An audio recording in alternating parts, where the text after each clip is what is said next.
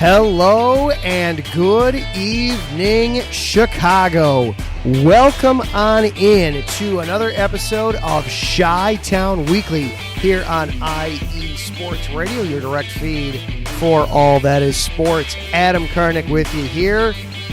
A lot to get through tonight. The Bears lost in Indianapolis. Well, I shouldn't say the Bears. There were some players wearing Bears uniforms on Saturday that lost the game, but they might have found something.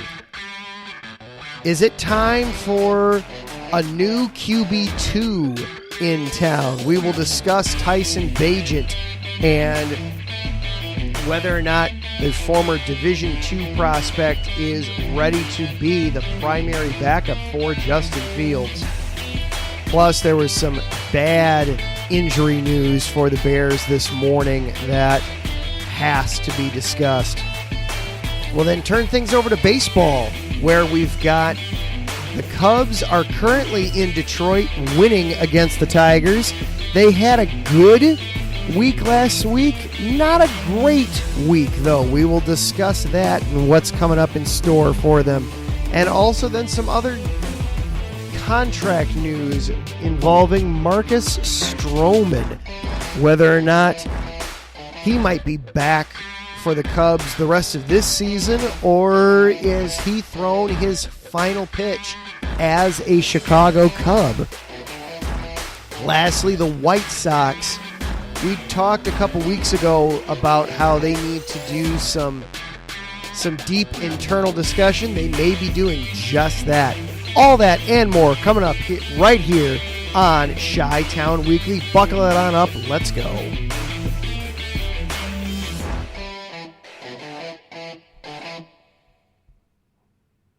And hello and good evening, everyone. I am your host, Adam Karnick.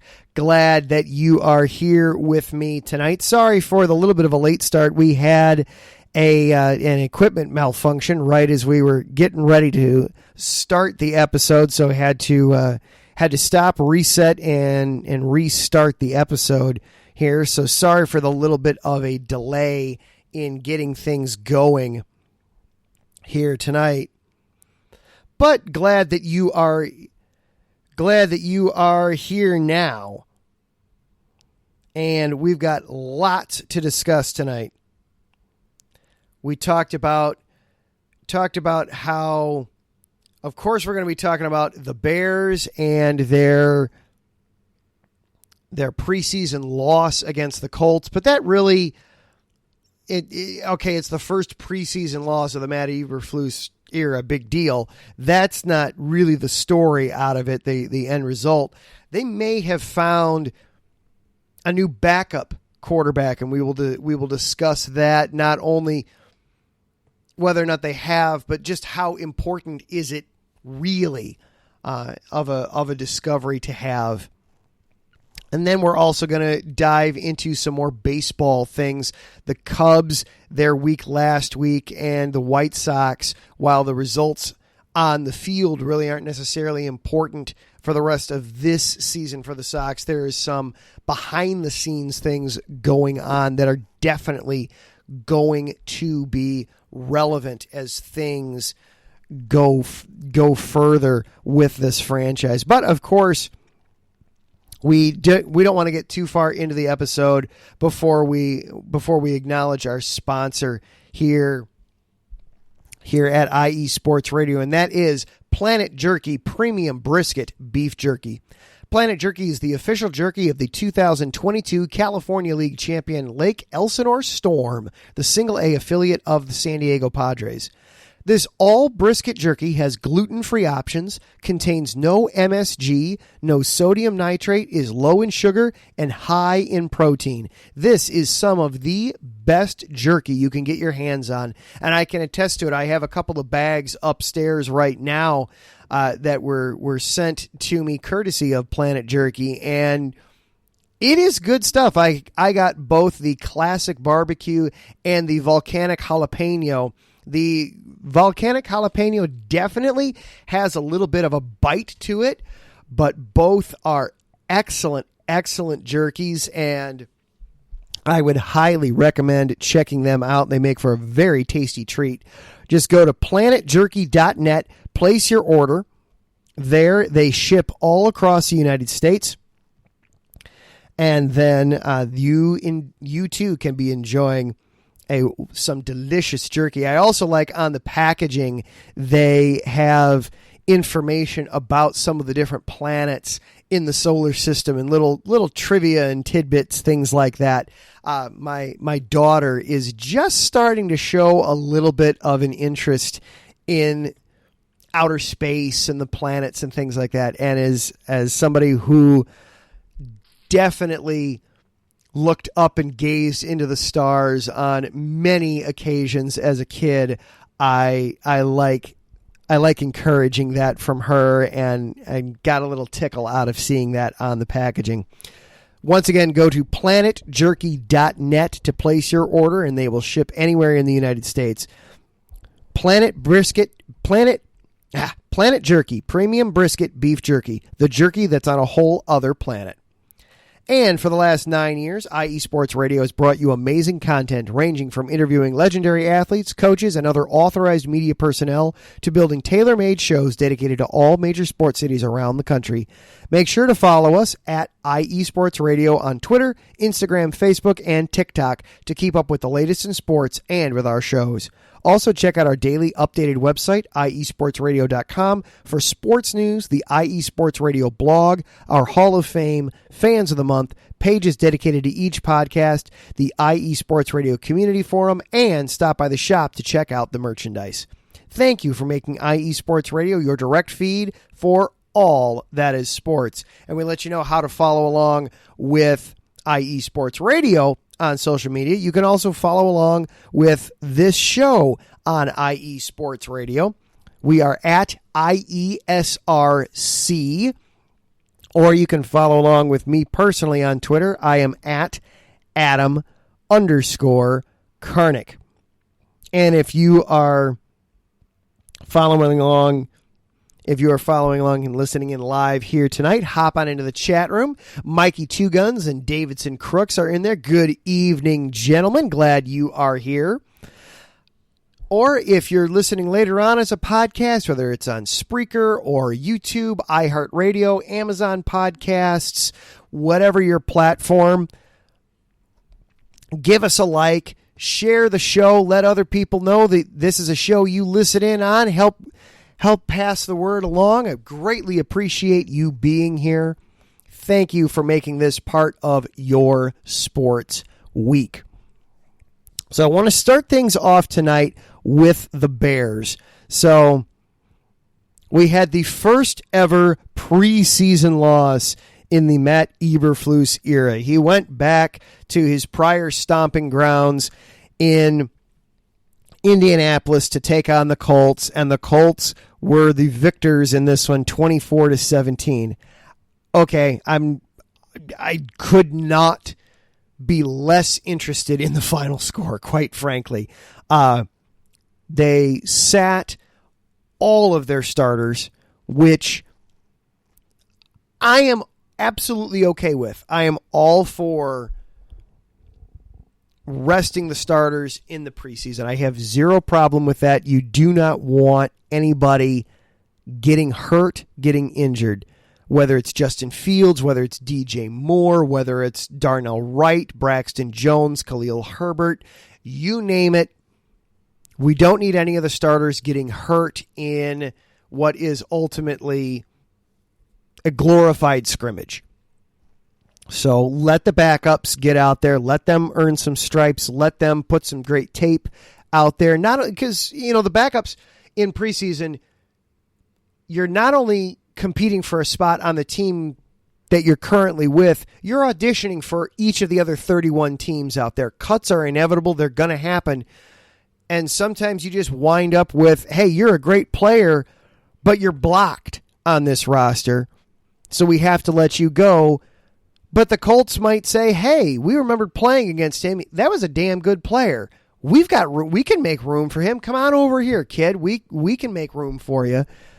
So I have no problem with the backup staying out there and getting tape out there for everybody else to see.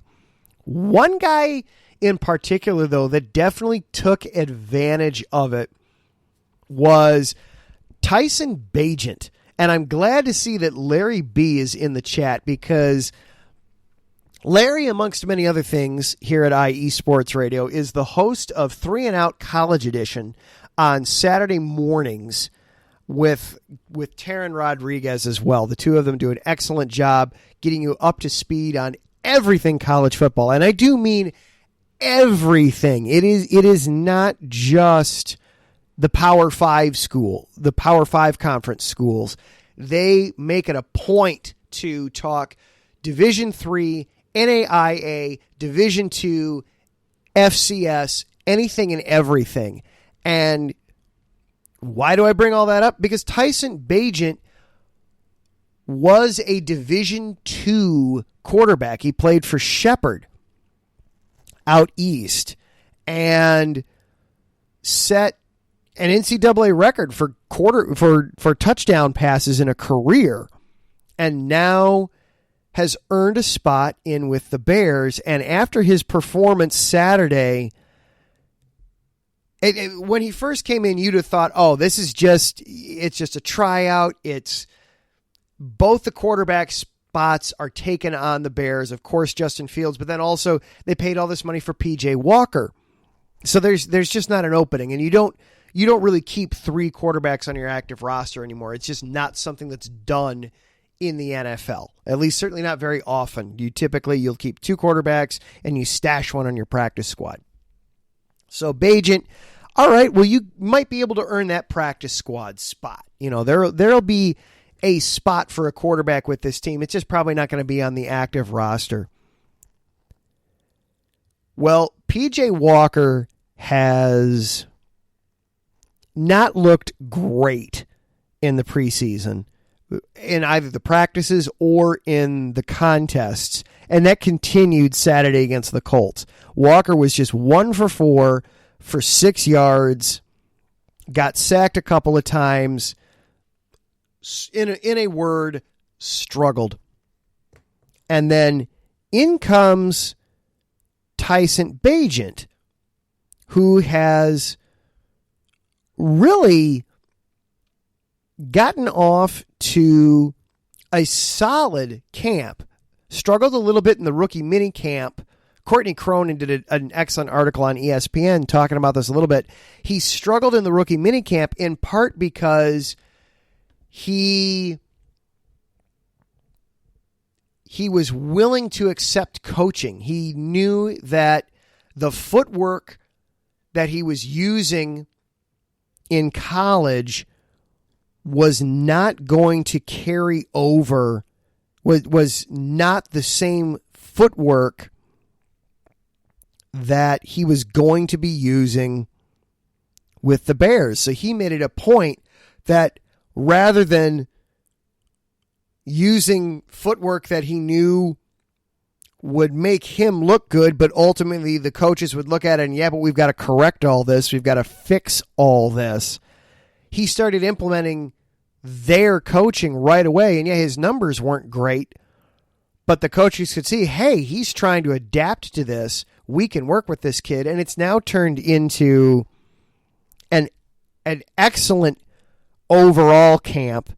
And he comes into the game Saturday, ball at his own 8-yard line, and engineers a 17-play, 92-yard drive that he capped off by running into the end zone himself for a 2-yard score.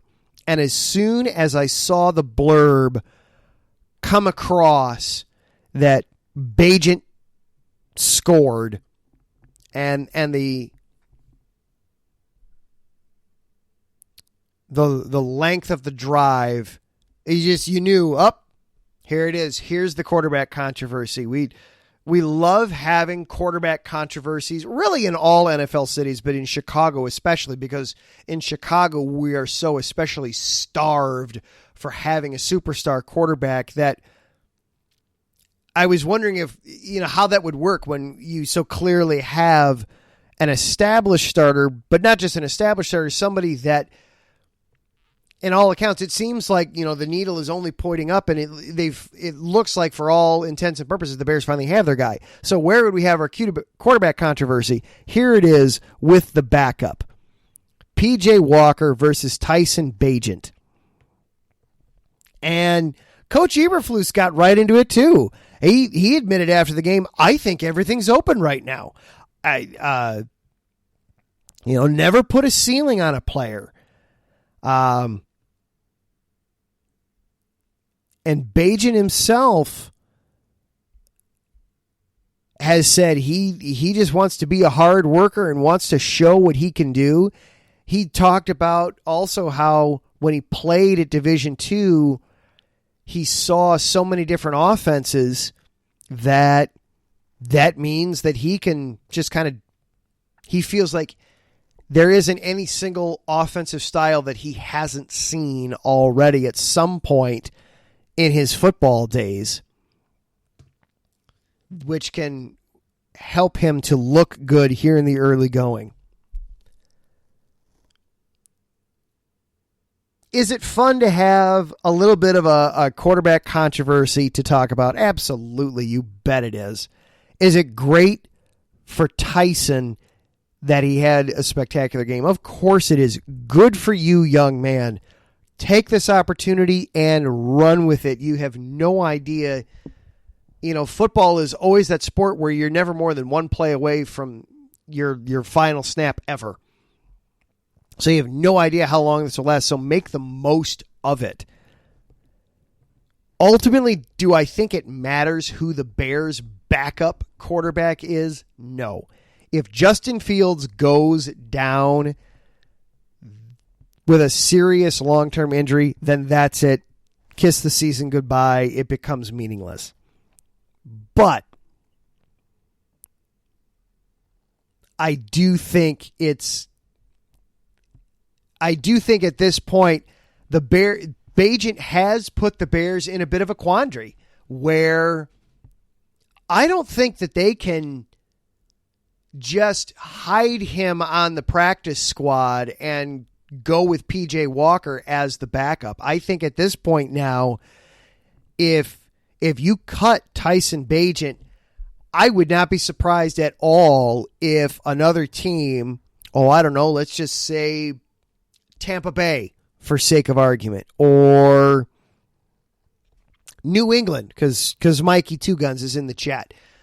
If you cut Bagent, Bill Belichick might just say, "Hey, we can never have enough young, talented quarterbacks on the roster. Come here, young man. I think I've got a spot for you on our active roster."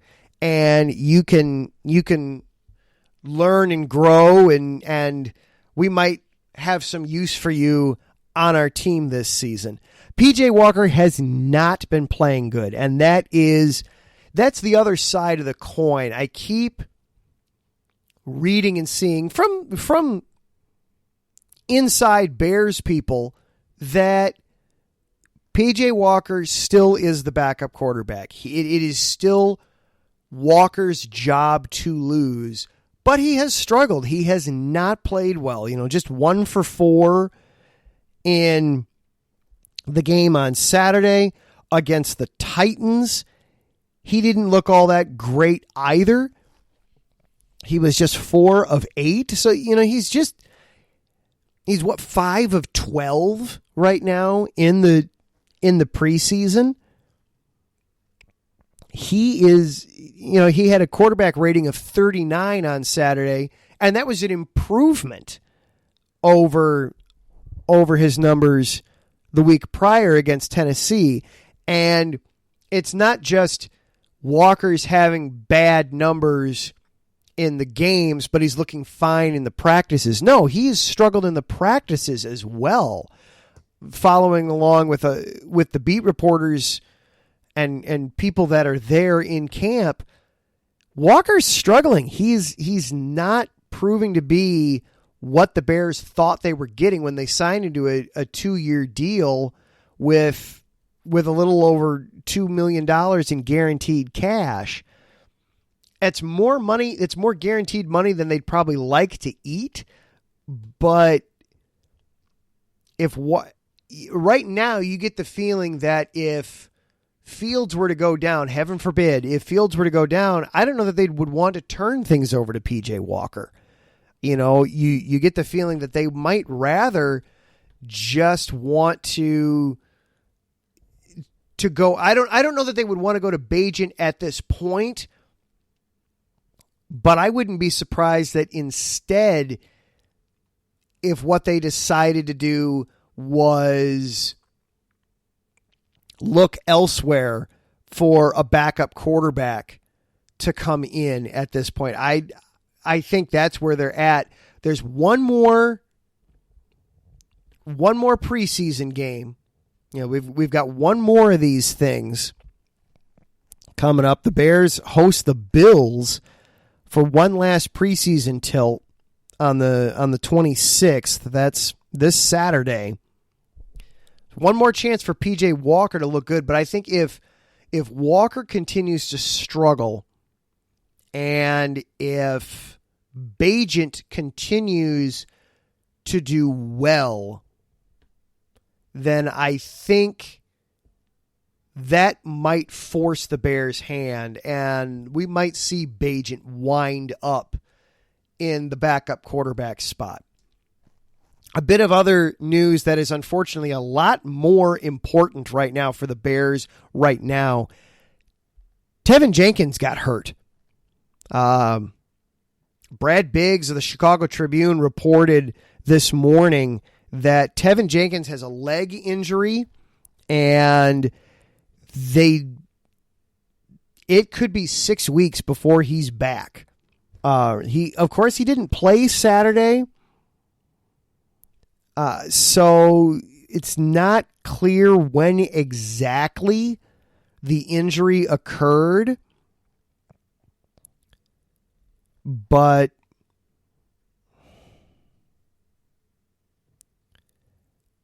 Jenkins, this is entering year 3 now for Jenkins, and he missed almost his entire rookie season because of an injury, because of a surgery he had to have right away. And then he missed some time last year. This is becoming habitual now for Tevin Jenkins. And we talked about this last week when I talked about how we need to temper expectations for the Bears because while the starting lineup across the board looks so much better, all it takes is one guy getting hurt and you're right back to some of the guys who were starting last year that weren't getting the job done. Now we're talking about Lucas Patrick being in at left guard, or Lucas Patrick going in at center and then Cody Whitehair kicking over to left guard, and you make the center position a weak point again. We still haven't seen Nate Davis at right guard, which means we're talking about Jaitier Carter at right guard. All of a sudden, the interior of the offensive line is becoming a bit of a mess again, which was a problem last year and could be a problem again this year for the Bears. So this Jenkins, this is not good. He's almost certainly he's going to miss the season opener against the Packers. That's basically a certainty at this point. It's a question of when they say 6 weeks, when are they starting their calendar? When do they know this injury happened? Because unlike in the regular season, they really don't have to report injuries like they would in the regular season. They can kind of just hide it a little bit better. But for sake of argument, let's say the 6 weeks starts today here on August 21st, then you're talking it could be all the way till August 8th. It would be August 2nd would be when his 6 weeks then would be up. And you're talking about he may not make his season debut until the Thursday night game against the Commanders. And that's a short week. So depending on how they feel after that, It could be, oh, yeah, it was 6 weeks, but, oh, we've got a short week this week. Okay, let's hold him back one more. You're talking October 15th. You're talking the middle of October that it could be before Tevin Jenkins is out there. So you're talking potentially 5 missed games for Tevin Jenkins here for this injury. I don't know that it's going to be that. The Chicago Tribune reported 6 weeks. ESPN is saying we don't know. It's an undisclosed amount of time.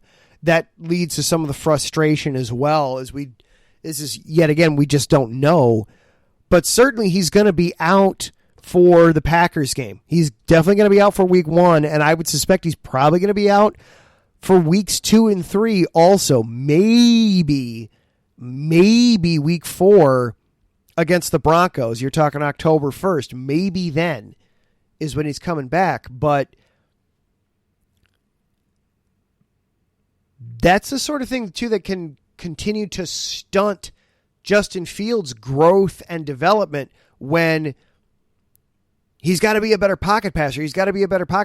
Well, there's got to be able to be a pocket for him to pass from.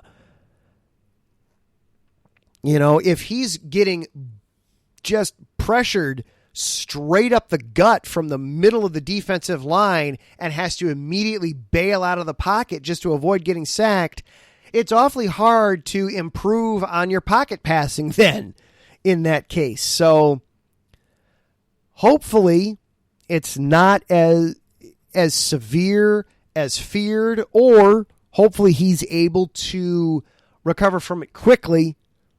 But prior history of the last couple of years, Tevin Jenkins is not exactly a swift healer. So this could be problematic for the Bears going forward. We'll keep an eye on it, and we'll keep monitoring the situation, but it's not good news for the Bears this morning as they try to get ready for that season opener against the Packers. All right, we are going to take for ourselves a quick break, and then on the flip side of it, we're going to talk some baseball. The Cubs are currently over in Detroit, taking on the Tigers, seeing an old foe, an old friend in Javier Baez. We'll check in on the Cubs, and we'll check in on the White Sox before we get out of here. You are listening to Chi-Town Weekly here on IE Sports Radio, your direct feed for all that is sports.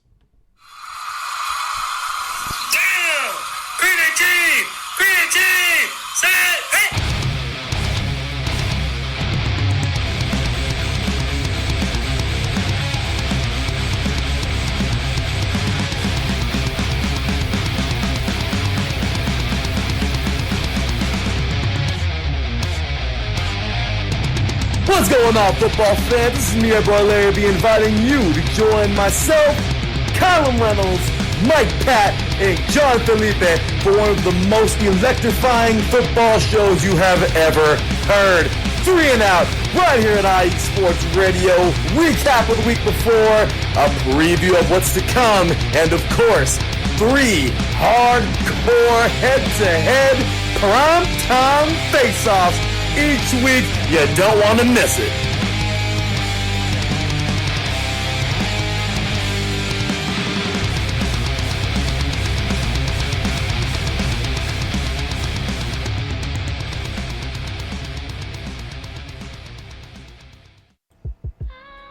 What up, Boston sports fans? This is Mikey Two Guns here, your host of Our Bleepin' City, airing every Wednesday night from 7 to 8 p.m. right here on IE Sports Radio, your direct feed for all that is sports. Please join me. We'll talk everything Boston sports, all the local teams, college teams. I'm even down to talk MMA, boxing, whatever you guys want. So join me every Wednesday night, 7 to 8 p.m.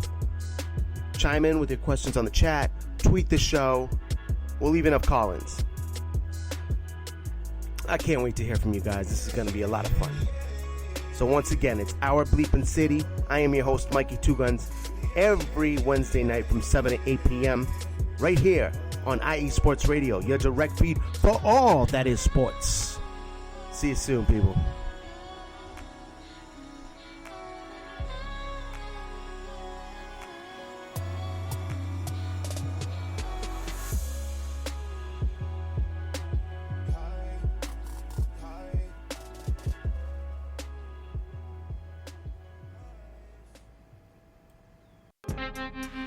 what's up? It's your man Bishop, the voice of This Is KC Sports, the show where we go over the Chiefs, the Royals, KC Current, Sporting KC, MU, and oh yeah, if we got time, we'll even throw in some of that KU stuff from my people on the 913 South. Come and hang out with us every Sunday, 2 p.m. Central Standard Time on IE Sports Radio, your direct feed for all that is sports. Ladies and gentlemen, hear me and hear me good. If you like sports, then you like the Wait a Minute Show. If you like comedy, then you like the Wait a Minute Show. If you like a different opinion coming from a different angle, then you like the Wait a Minute Show. So join me Saturday, 8 p.m. Eastern Standard Time with your host, Jelani J.B. Bodie.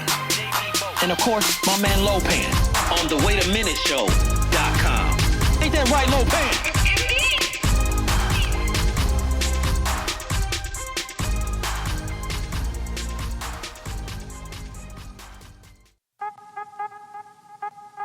What's up, sports fans? You're listening to IE Sports Radio, your direct feed for all that is sports. I'm your favorite West Coast Wisconsinite, Bernie Bango, and if you're a cheesehead, come listen to my show, Big Cheese Sports, where we road trip around America's Dairyland, previewing, reviewing, predicting, debating, and digging into all that is Wisconsin sports at the college and pro levels. Join me on IE Sports Radio, Sundays at 1 p.m. Central Standard. Bernie out.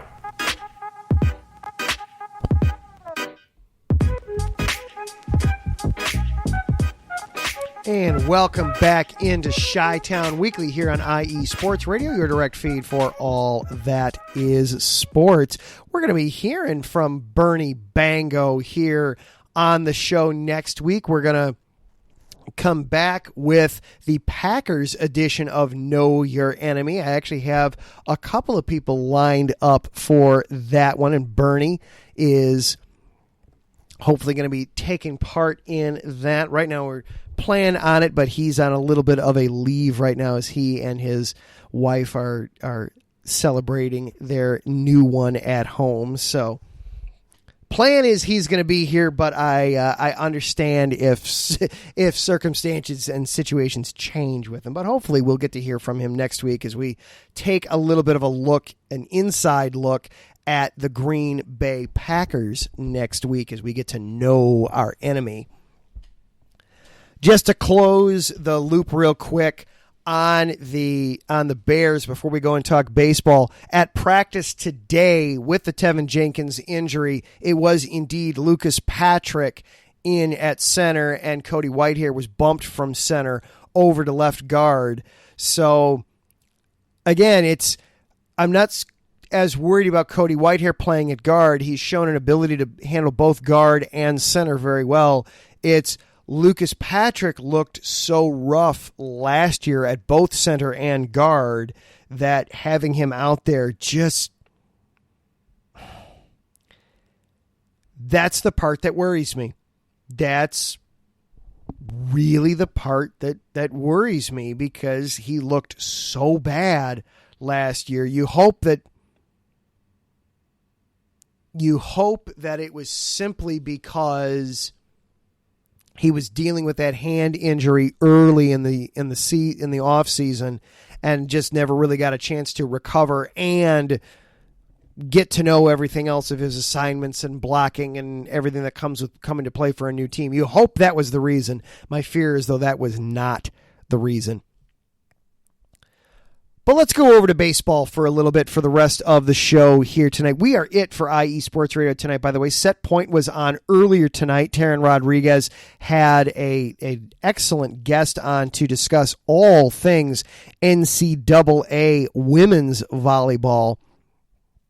So he was on earlier today. So we are it for IE Sports Radio tonight. So a little bit of a late start. We'll probably go a couple of minutes over the hour, but I'll try not to keep us too long here. The Cubs are right now in Detroit, top of the 8th inning. They currently are leading the Tigers 5-2. Got off to a 4-0 start in that one. An error on the Tigers led to 3 runs in the second inning. Then Seiya Suzuki hit a home run for the second day in a row. He has done incredibly well since coming back after being benched shortly after the trade deadline. And then Cody Bellinger just continues to stay hot with some more offense from him tonight, an RBI single. Pitching for the Cubs tonight overall has been good. Javier Assad went 5 1/3 innings. He did wind up giving up back-to-back home runs in the 6th before exiting, but otherwise was very efficient tonight.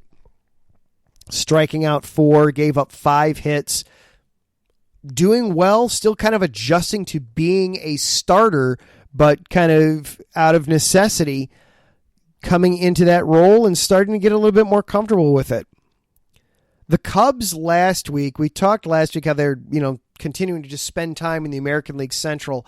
I was hoping that they could, in this 8-game stretch, maybe even go 7-1 or 8-0. Well, unfortunately, that's not going to happen. They split the 2 games with the White Sox, though the win in that one was in truly outstandingly epic fashion. Christopher Morel, a walk-off 3-run home run to take that game, but then dropped the first one against the Royals before turning around and taking the last 2 in that one. So ultimately, it was a good week, 3-2 in their 5 games at home, above 500, but lost some ground to the Brewers. They enter play tonight.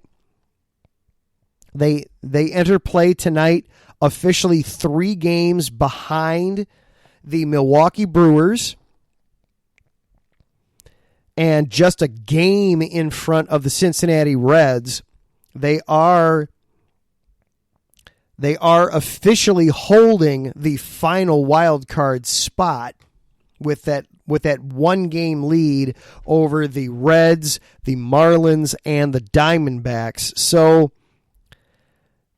they're in it right now, but they had an opportunity to make up some ground and put some distance between themselves and some of the other teams, and they weren't quite able to do as much of that as you would like. Now, if they can hold on tonight, they'll gain half a game on the Brewers. They'll put another half game between themselves and the Reds because they're both off.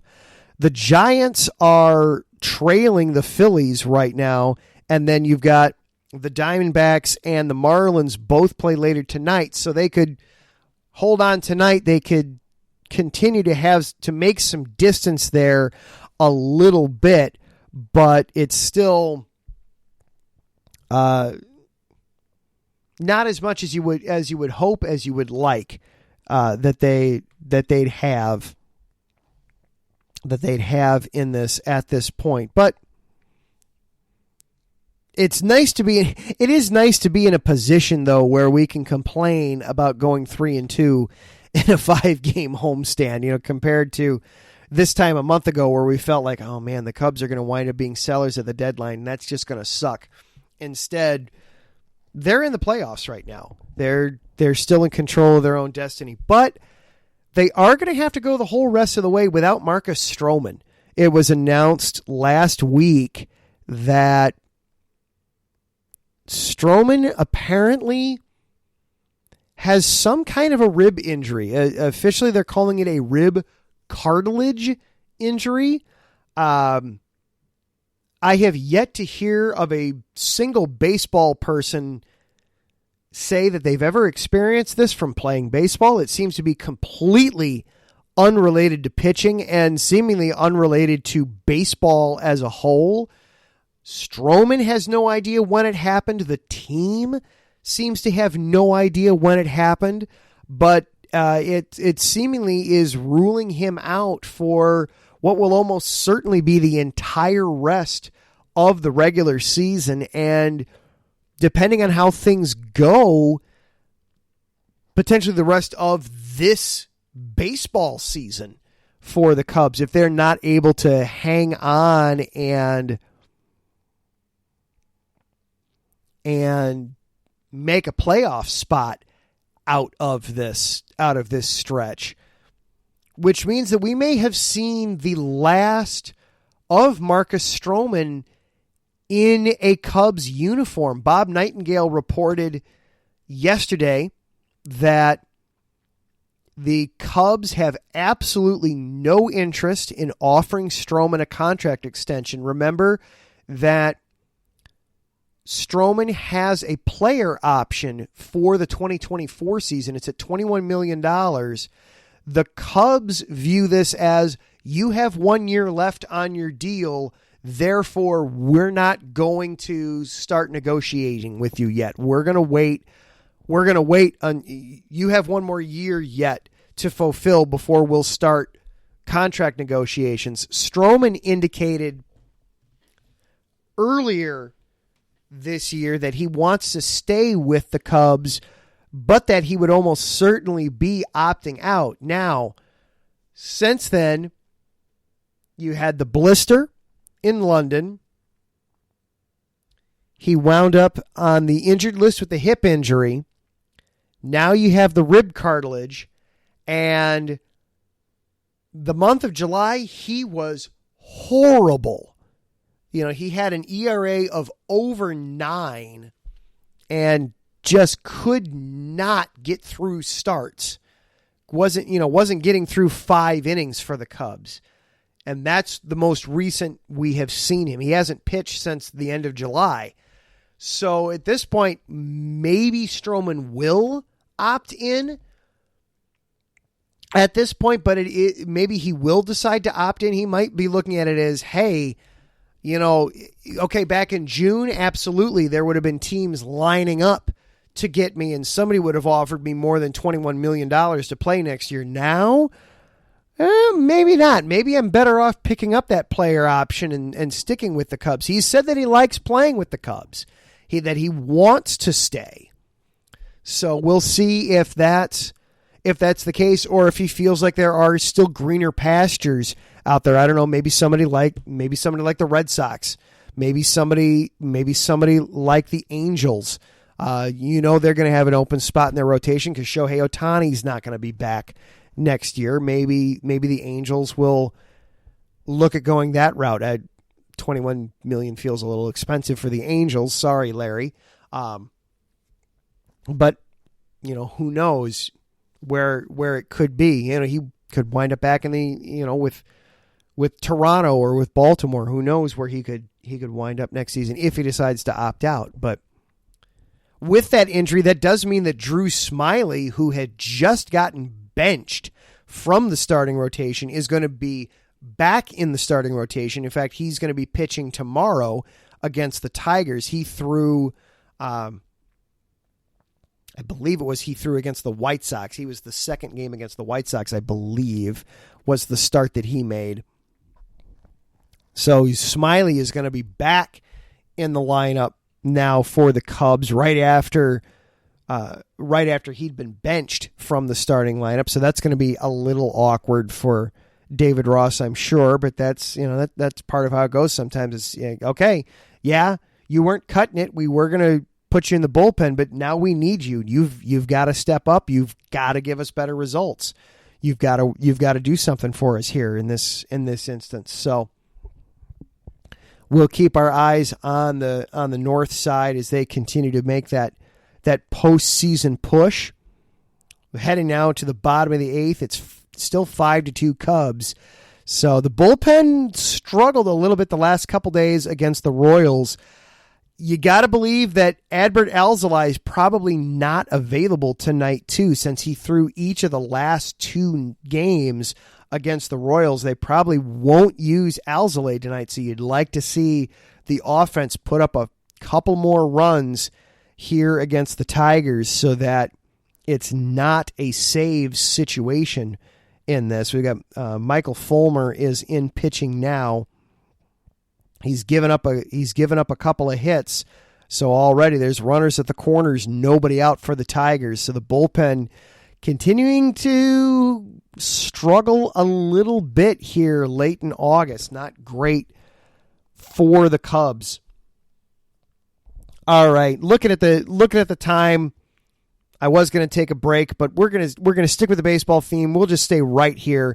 I want to talk a little bit about the White Sox. The White Sox getting ready to take on the Seattle Mariners tonight. And speaking of the Seattle area, Larry B was a very busy man over the weekend. We've got a couple of new shows coming up here on the network on IE Sports Radio, including the Pacific Northwest. We had a show for a little while that covered Seattle and Portland. Well, that show is going to be returning. The Evergreen Sports Show with Brandon Banks. Brandon is going to be coming to Monday evenings. He'll be at 5 o'clock Central Time. I'm not sure if he's going to be starting this Monday or if he'll be waiting till Labor Day to get started, but follow along, of course, at IE Sports Radio on all the social media platforms. Or if you want to follow the new show directly, Evergreen_IESR for the date of the first show. So a little bit of IE reference there. The Mariners absolutely blasting the White Sox at the moment. 5-1, top of the third. Mariners got off to a 5-0 lead to start the game. But again, at this point in the season, it's really not the on-field product that we're so worried about with the White Sox at this point. They've sold off. They're tanking. We know that they're tanking. You know, we know what they are at this point. There's nothing to get too wrapped up into with them. It's the off-field stuff that is far more interesting with the White Sox right now. Bob Nightingale, of course, we've talked about him a bit as far as the White Sox are concerned in the past. He's very clued in with what's going on behind the scenes with the White Sox.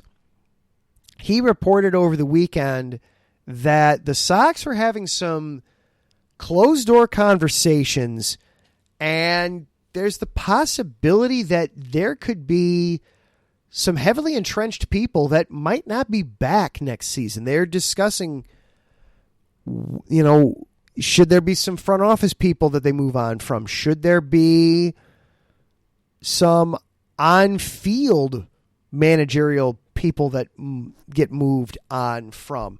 We talked a few weeks ago at the trade deadline when they were selling. I brought up that Kenny Williams and Rick Hahn, the president and GM of the team, that they need to be having these conversations. So I'm glad to hear it. I am a little surprised to hear that there might be some people getting the axe. Jerry Reinsdorf, the owner of the White Sox, is notoriously loyal to his people. That once you are in, you are basically in for life. So it is a little surprising to hear that he might be moving on from somebody like Kenny Williams or Rick Hahn or somebody else in the front office. I think it's still far more likely that the key pieces stay, that they just wind up maybe with some different scouting and some different analytics, that they kind of refocus their efforts.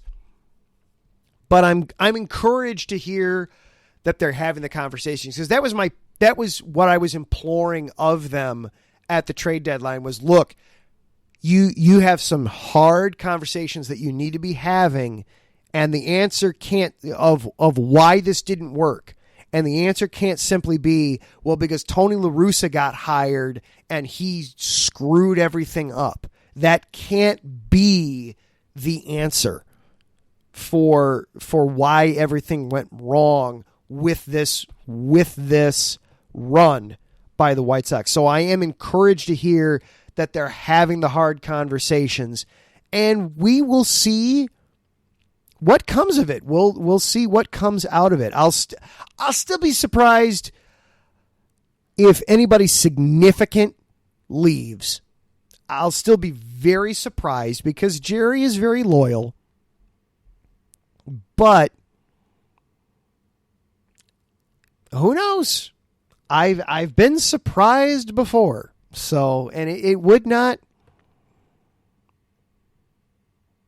I can't say it would be a wrong decision. I'll put it that way. That it wouldn't necessarily be a wrong decision to perhaps move on from Rick Hahn at this point. All right. That is going to do it for our show here tonight. Thank you to our sponsor, Planet Jerky Premium Brisket Beef Jerky. Check them out at planetjerky.net. I would recommend checking out the Classic Barbecue. And if you like things a little on the spicier side, definitely try the Volcanic Jalapeno. Very good stuff. Very enjoyable. Very tasty. Thank you to Larry B. All the hard work you do behind the scenes, sir. Recruiting some new hosts, getting some new shows going, keeping the website updated, running 3 and Out College Edition, sleeping somewhere in there, I assume. Sports Couple Perspective. Now we understand why you drink so much coffee on that show. You get to Friday night and there's nothing left. Thank you to everybody that hung out in the chat room tonight. Mike Pat hopped in right at the very end. Davidson Crooks, Mikey Two Guns. Thank you, gentlemen, for hanging out with me tonight. Finally, thank you, the listener, for coming and hanging out here with us. Again, whether this was live here on Monday night or whether you're listening in later on in the week as a podcast. Either way, share the show. Let people know that, hey, this is something I'm into. I'm digging. I enjoy this. Check this out. We are available on Spreaker, YouTube, iHeartRadio, Amazon, all the Spotify, all the major podcast platforms. We are there and available for you. Thank you so much for coming and hanging out with us every single week. Next week, we will do the return of Know Your Enemy. And it's going to be the Packers edition. You know you're going to want to tune in for this one. I have a couple of people in line to help talk Green Bay Packers with us. One is a voice known to the IE Sports Radio community. You hear him on Sunday afternoons with Big Cheese Sports. The other is someone that will be new to these particular airwaves. So tune in next week to find out. Until then, I am Adam Karnick for Chi-Town Weekly. Everybody have a great week. We will see you next time.